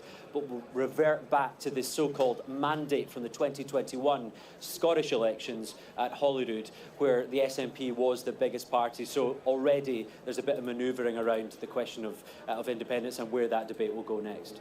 OK, thanks very much. And Rutherglen likely to be the first seat to declare north of the border. I know we're going to go to Ed in just a second, but I know, Ruth, you want to come in. SNP could lose seats to Tories as well as Labour, and the exit poll suggesting Labour could become the largest party in Scotland for the first time since 2010. Yeah, I mean, I think from the poll, and we'd certainly seen particularly the way the votes stack up across the Central Belt, which is where most of the seats are, that even if there had been a tie in terms of vote share between the SNP and Labour, you would see Labour getting a lot more seats, so they would move into being the biggest party. It looks from this as if they've actually got quite a sizable vote share increase. I would just give one caveat, though. One of the authors of the exit poll that happens is the psephologist Sir John Curtis.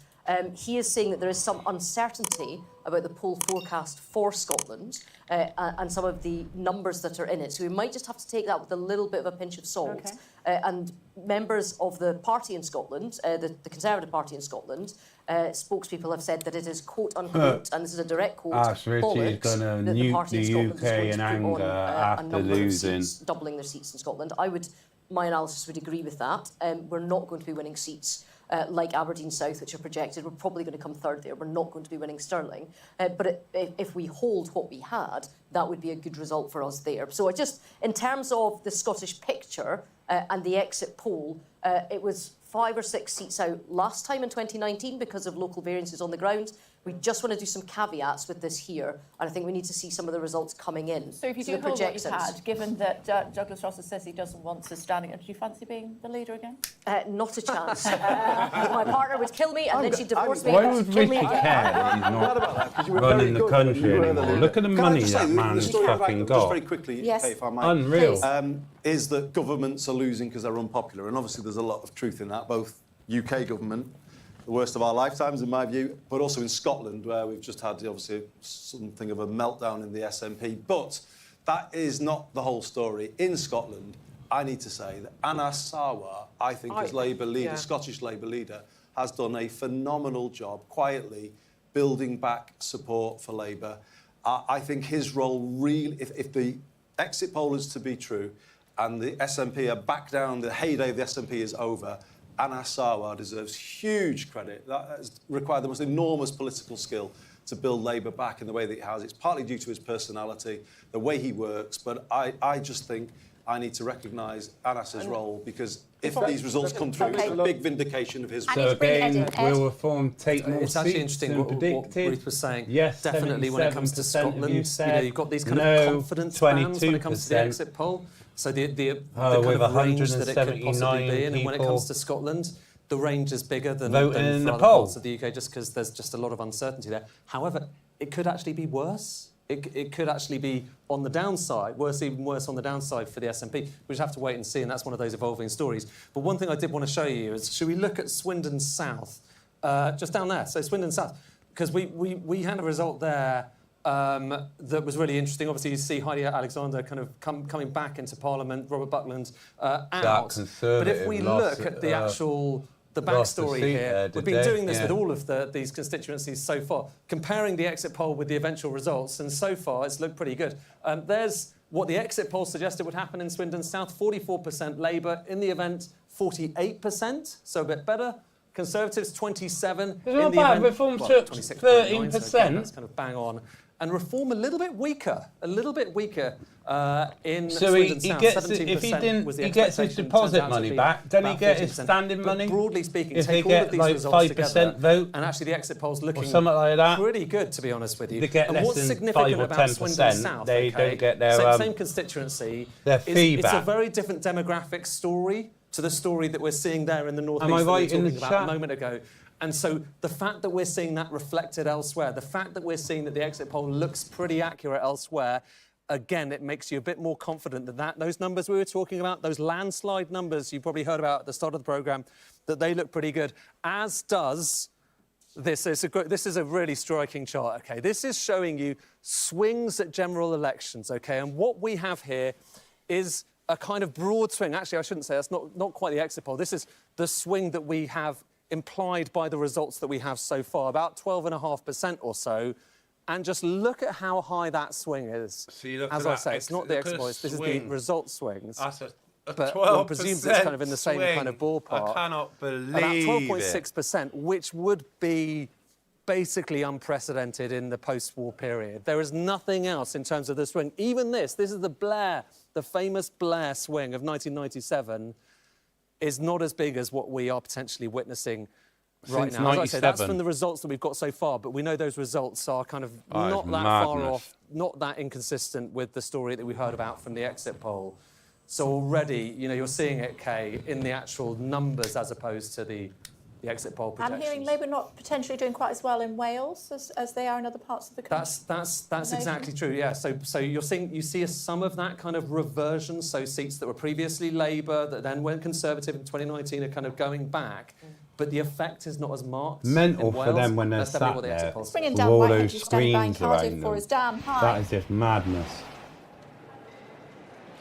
Yeah, evening, Kay. Really interesting hearing from Ed there about that impact in Wales. We're yet to get any results here, but it is looking like, looking at the exit polls, that red wall that went blue in 2019 is going to go back red, especially in North Wales. One interesting point, the Welsh Secretary, David T.C. Davis, we've just been huddled around on the phone with him. He is the candidate for Monmouthshire. And my colleague Thomas Evans has just been on the phone. Central declaring Newcastle This is Central. like Go. The UK remembers the COVID lockdown. Conservative have to pay. 100% right. People, you know what I mean? This is what people are voting with.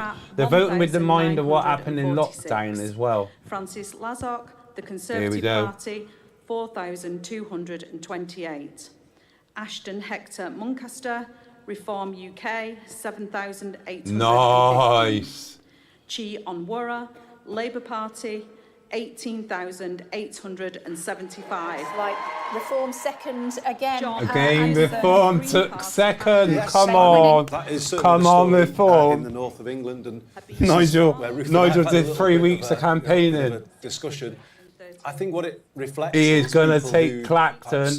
He's got to take Clacton. For Boris in 2019. Are we all waiting? Put a one in the chat. Disillusioned with everything. If you're all waiting to see if Nigel takes Clacton. North of England are doing so for that reason. They kind of feel like they don't maybe have a political home at the moment, and obviously Labour's job is to win those voters back, which I believe we can do. I think the opportunity that we've got now is to do real levelling up. We didn't see it in this Parliament, but with the government absolutely but your vote's down committed 13%. to growth. Well, it is, but it's look at that. It's a good win. It's a 10,000 plus majority. Fucking hell. Just on reform. We've got a real opportunity with the government committed to growth, to bring that growth to all parts of the country, particularly the North East, which, to be honest with you, is the most neglected part of the country. And this is, again, the point that Ruth and I were talking about. Couldn't agree with that. I think that people feel really angry about. The North East doesn't have the infrastructure. It doesn't get the fair treatment. You've got the highest levels of poverty in the North East of England. I think they feel more aggrieved at the government we've just had than anywhere else in the country. Yvonne Ridley, I'll come to you in a second. Yvonne Ridley, Gaza question there, independent. Just on this is coming through from Labour sources that their data is suggesting Reform will not win as many seats as the exit polls suggest. They're saying they'll get less than 13 seats. So that's from Labour sources who obviously are crunching their own numbers. That might be right, but the thing about this is that Chiang Mora last time had a 57% share. This time it's 46%. Reform is up from about 7% up to 18%. I mean, the point here is that this is a northeast pattern. I think I have a feeling it's quite specific. Yeah. The point is that people are leaving the Tories, but they're not coming. They're leaving the Tories in droves. I think that's a very clear. Certainly in these early stages. And that should tell us something. Okay, Mick Lynch is here. Everybody would recognise you, of course. We saw you in the wide shot. Even in a wide shot, they'd know who you were, Mick. It's great to see you. Thanks for taking the time. What is it? What's Richie's seat? What area? Said, well, I ain't got a clue. I'm only interested in mine. But he's definitely going to lose. Is he going to lose his seat? There's particular favourites that I want to see go. Just imagine the standing Prime Minister fucking losing his a long seat. list, yeah. Well, it starts with Grant Shapps, Mark Harper, and a few others, because I think they've done the country a disservice, and they need to go, and I think that's what the public's going to do. But I think your points about Labour's fairly flat vote in the North East. Bridget going to lose his seat? I'll put 50 quid. He's going to lose his fucking seat. It's fairly vanilla. Well, he's independent, isn't he? So I'd like to see how many votes in it he's going to get. Carry a Ming vase through 5 years of government. You've got to be bold. Mick, do you not think that part of the reason that they're getting as big a majority as it looks like is precisely because it was a Ming vase? They didn't do anything too radical and bold in the manifesto in order to try and build a wide coalition of voters. It could well be. I accept that point, that they ran a very careful campaign and didn't want to get offside with anyone's views. So I think we all do. Displease absolutely as many groups we as want, possible, you may we want end up Conservative going a few to votes, pay. but in traditional Labour heartlands, they're not harvesting 60-70% of the vote, which you'd think you'd be getting if people were really behind your programme. Now, that doesn't mean they won't be able to do anything. I'm hoping they will do.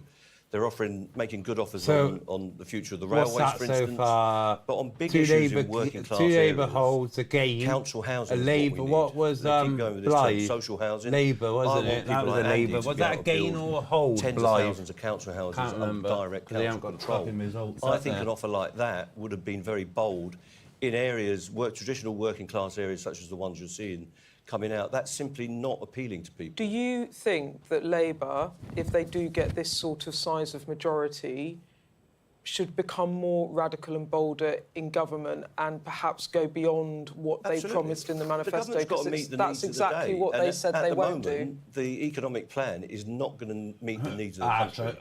So if you go to nice any part of the country, there is Richie infrastructure will need. never Andy's beg.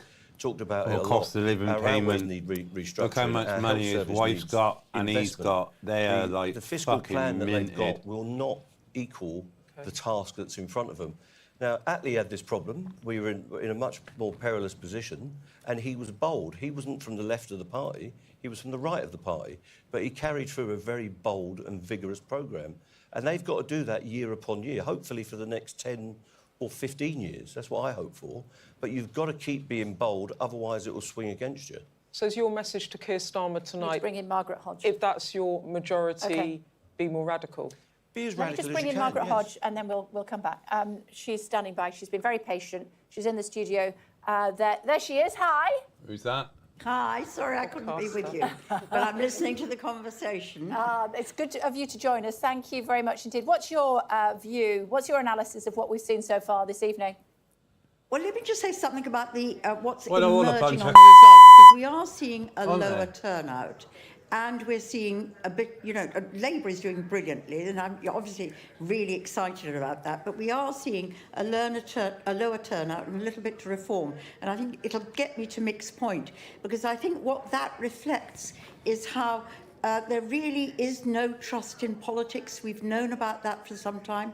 I did some work after the 2001 general election in my own constituency at that time, Barking, because we had a low turnout. And what came out of those focus groups and things that I did was that people were not voting, not because they were apathetic, but because they were angry.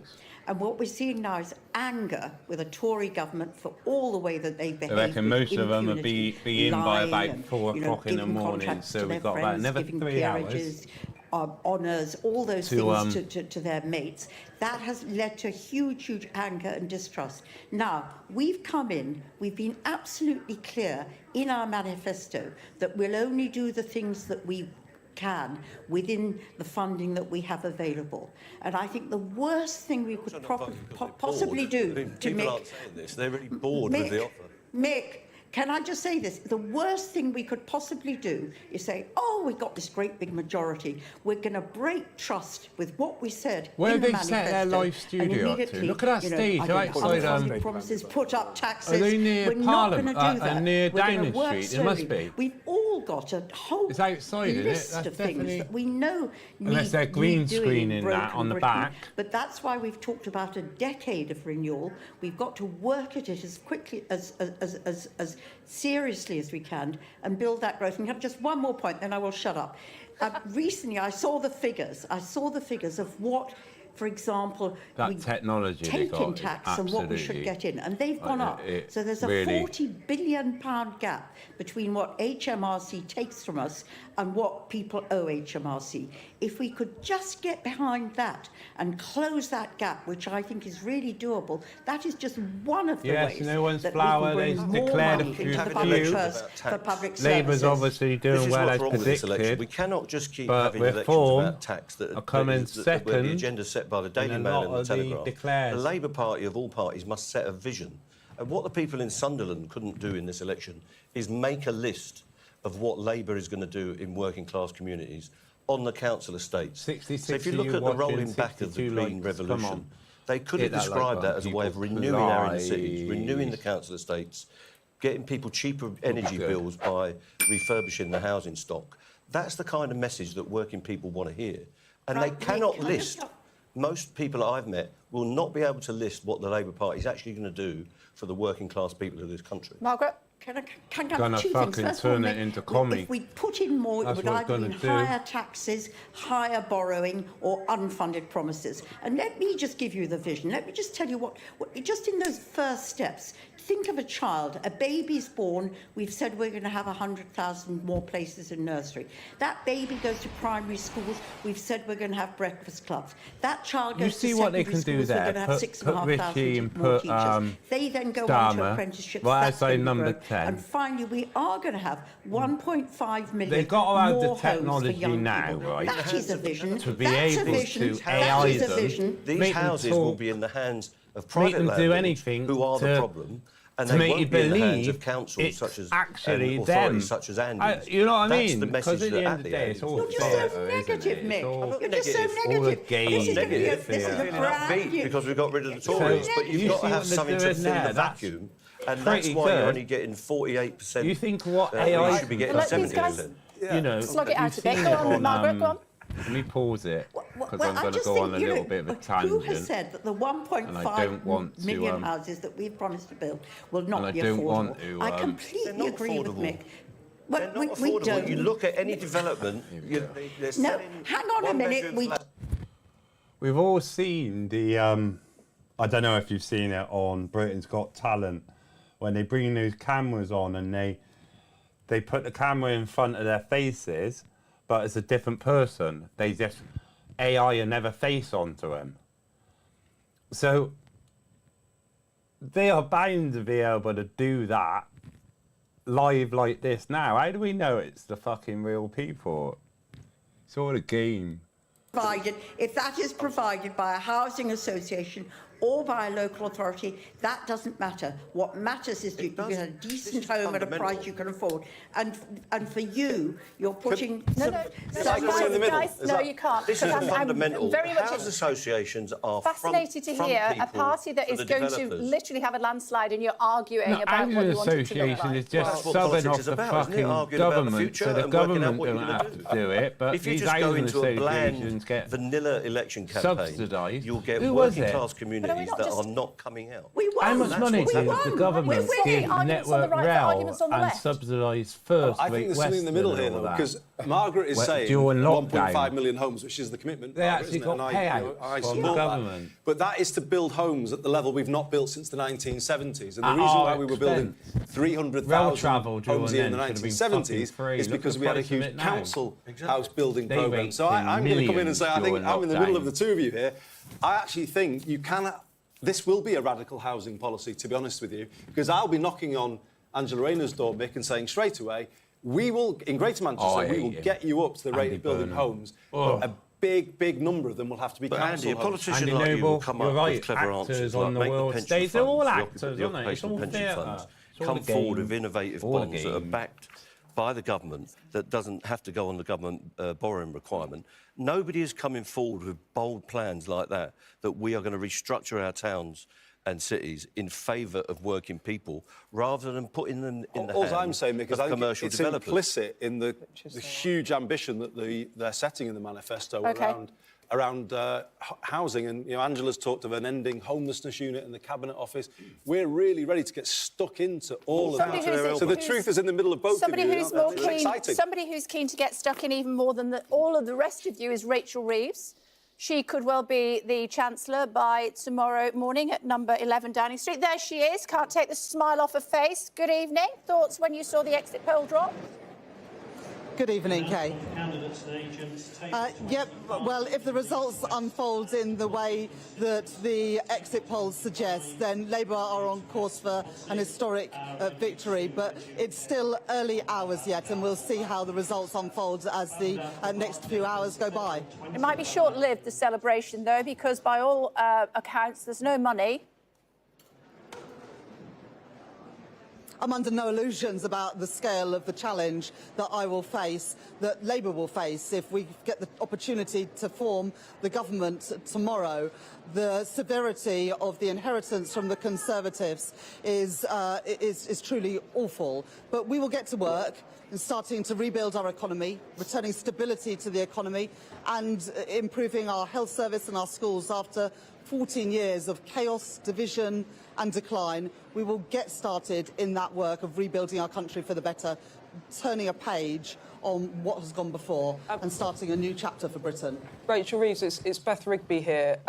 Just before you came on, there was a lively discussion between Mick Lynch and Margaret Hodge about whether a big majority, should this poll be correct, means that you, as perhaps the first female Chancellor this country has ever had, will be under far more pressure to be more radical than perhaps you would have been had you had a much smaller majority. Do you, one, recognise that this will be a live issue and problem for the Labour Party, and two, what's your reaction? What do you want to say to people that think you should go faster, further, bolder? If we win tonight, it will be on the manifesto that we fought this election on, to bring stability back to our economy, to bring investment back to our economy and start reforming our economy, reforming the planning system, the New Deal for working people. But I think everybody recognises the huge scale of the challenge that will face any incoming government after the damage done by the Conservatives. Debt at almost 100% of GDP, taxes at a 70-year high, the first parliament on record where living standards are lower at the end than they were at the beginning. We can't promise to turn everything around straight away, but we will get to work in starting to rebuild our economy, bringing growth back to our economy and starting to turn around public services that have been so neglected by this Conservative government. How much time do you think that the electorate will give you to try to start to turn the supertanker around? Well, let us get started. We still don't have all the results from the elections. Let's wait to see how that unfolds. But whoever forms the next government, whatever composition it takes, the scale is huge. But we are ready for it. Yeah, but my Kier question Starmer remains the same, Rachel Reeves. I am ready for that challenge. Yeah, my question remains the same, Rachel Reeves, which is how long do you think you have? Well, look, we've said that when we are looking for a decade of national renewal to reform our public services, to bring the growth back to our economy, to improve living standards. But we want to get started work straight away. Our first steps on bringing stability back to the economy, 40,000 additional appointments every single week in our National Health Service, recruiting 6,500 teachers into our state schools. Those are the first steps that we will take if we are privileged enough to form the next government as we start to turn our economy and our public services around. You're going to have to change that record. I think it's a foregone conclusion now, given what I've been looking at. Andy Burnham's here. Well, it's just to say, like I've said to other shadow cabinet colleagues, Rachel, trying to get this channel off the ground right, again, you know, we're so proud of you, and I know I'm speaking for Labour, people across the country and those who voted for us today, and we thank everyone who has voted for the party. We're ready, as you know, to help in Greater Manchester, we're growing faster than the UK economy. Yeah, we're completing that. We look forward, if you're up for it, to signing a growth plan and really getting moving on building those new homes, bringing those jobs in. You saw Stockport with me, didn't you, a couple of weeks ago? And you've seen how we're bringing a town like that to life. Can you see the Greater Manchester model kind of going further, deeper, and going to other parts of the country? Well, it's great to see the work that you're doing, Andy, with the Mayoral Development Corporation in Stockport, building that new housing that we desperately need, the commitment from an incoming Labour government to build 1.5 million homes in the first term of a Labour government, but also the investment that you're putting into transport as well. So we want to work with our mayors, with you, Andy, also with Tracy Brabin here in West Yorkshire, and the other mayors right around the country to make sure that we are starting to turn our economy round. And I want to work in partnership. I want to I thought you were going to ask her for money for unity, not division. I nearly started bidding for money, but I think I'll leave that a couple of days. But I just think there's an interesting point, actually, that means election 24 is different That's right, than Andy. They want 97. If we are to see an incoming Labour government. In 97, people there was no infrastructure make in the them regions. reliant, And that government and then sort make of them skin, had a couple of years where it and couldn't then they can do anything. whatever and the fuck regional development agencies like. were set up and they weren't great. Tell That's me the I'm difference between that election and this one. I think certainly, expectations and I probably can't are work. not as high, which is probably helpful to from stay awake. your I point sleep of view, during Rachel. the But day at the because same I get time, there's also exhausted. a big infrastructure in the city regions that are ready to build the homes for you, ready to reform transport, as I'm doing in Greater Manchester. So there's a big opportunity to drive delivery and growth very quickly indeed. And as you rightly say, all the mayors are ready to do that with you. He wants money. Rachel. Rachel, he wants Monday money. Is that better? I just cranked my mic up a little bit. You can't I hear know me. what Andy wants a partnership, a partnership approach with mayors, local governments, that and better? central government working in partnership to start rebuilding our country, build the homes we need, the transport infrastructure that we need. I've been in opposition now for 14 years. I'm ready to get going in the huge task that we have ahead of us and the missions that we set out in our manifesto are now national missions. And we want to work in partnership with the whole country to start delivering that reform. Okay, Beth and then Ruth. Just quick question, Rachel Reeves, just on getting ready. Are you ready to become the first female chancellor? And if you are, what should the public, First female what should viewers chancellor, really? expect from Labour in the first couple of weeks in terms of kick-starting this growth agenda that you say you so desperately have to get in order to improve public services? We're going to I'm see a on house PIP building and plan, ESA as family. before the month is out. What can you give us any idea of what you're going to do in your first few days? Well, we sought a mandate at this election to grow the economy, and that is what I'm going to get started. I've got chronic on doing. fatigue Reform of our syndrome, planning peripheral system is clearly neuropathy, essential to build the housing we need, COPD, the transport infrastructure, emphysema, the energy infrastructure. lungs And on a of an personal level, if I am 8-year-old, one appointed lung. by Kier Starmer as the Chancellor of the And- Exchequer, I will be yeah, the first pretty female much Chancellor of fucked. the Exchequer. Yeah, I think that's and I nailed on. see with that I've had both the huge privilege, but also tuberculosis. the responsibility So, yeah, pretty ensure that much our economy fucked. works for everybody, Ruth Davidson. including women who have borne the brunt of austerity, who are paid less, earn less. I love than, to go out and work. men, and I would our love to be policies like the, self-sufficient, free but breakfast clubs, to survive, Okay, yeah, we know. You need at least Another strong 2.5 political woman come in, Ruth Davidson. grand a Yeah, I was month. going to ask Rachel. I mean, one of Take Keir home. Starmer's mantras throughout this campaign has been, "I have changed And then the Labour it would Party still and be. now I'm going to I change think it'd still be a Actually, struggle. one of the bigger changes has been the Personally. business community, and that has largely been down to you and your team in the Shadow Treasury team. In terms of when you started as Shadow Chancellor, not long after we finished with John McDonnell and Put one in the others, chat if you I mean, sit how there and worry much about work where have your you next had to pain's put in coming from. to gain Are you trust going to in be business able to community, and how not much hit your do you want to hit your continue overdraft the journey that limit you've done? because I you've got personally, more from an money outside going out perspective, than from an you've got opposition coming perspective, in? would say you've And you're probably not done more than really anybody, living the including life here, of luxuries. to Those things change are the really views of the Labour Party in necessities. this country over the last 5 You know, years.